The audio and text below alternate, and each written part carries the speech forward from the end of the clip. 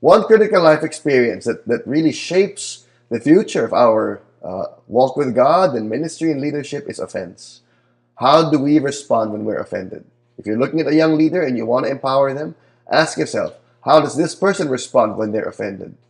And if you haven't seen that yet, you better try to see it.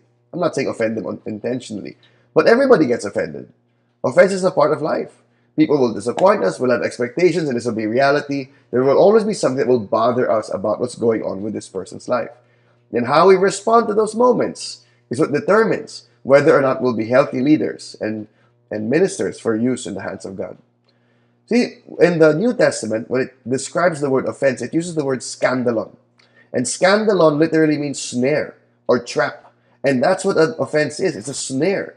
It's a trap. There's an offense that someone did against you. They forgot your birthday. They overlooked you. They didn't thank you when they thanked everybody else. They assigned someone to do something you wanted to do. So there's that, but that's the bait. And the real trap is whether or not you will take that offense. And what is that? It's the trap to think of yourself as more important than other people. It's the trap to think that your perspective is the only perspective that matters. And so that offense isn't really the real issue.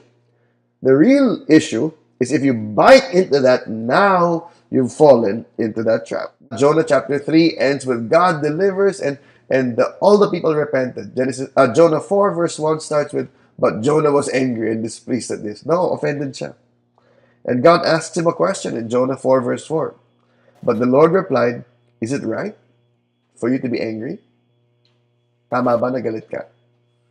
Or to paraphrase, may karapatan ka bang magalit? Let's think about that question. Sinners forgiven by God. Only alive because of grace. May karapatan ba tayong magalit? When we start being offended, we're falling into that trap.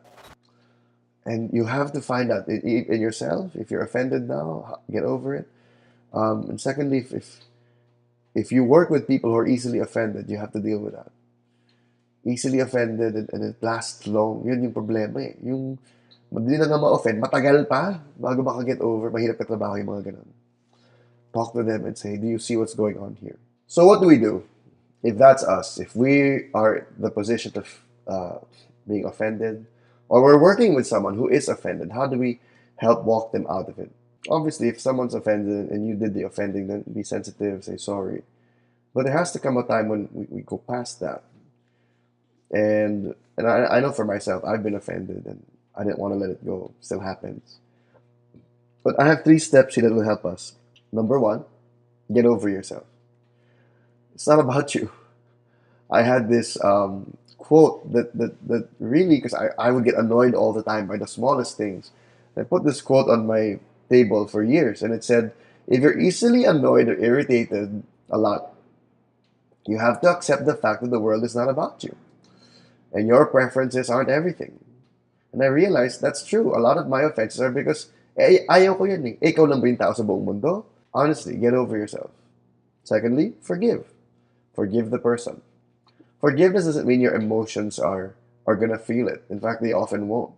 But forgiveness means hindi na kita sisingilin sa ginawa mo sa akin.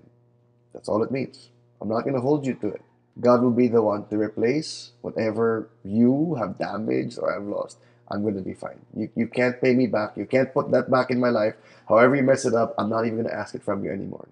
I forgive you. Lastly, focus on God and others. The best way to not focus on yourself is to focus on other people. It's like forgetting something, di ba? Pag may kailangan kalimutan, paano mo siya makakalimutan? Hindi mo sasabihin sa sarili mo na kakalimutan ko na, I will forget this, I will forget this. No. You think of other things, then you forget about it. Get up, smile, serve somebody else. Read your word, worship God, look at Him. The more you see the bigness of our mission, of our God, of the beauty of the world He made, the people around you, yeah, I have that other issue. I can deal with that later. You realize I don't need to deal with it at all.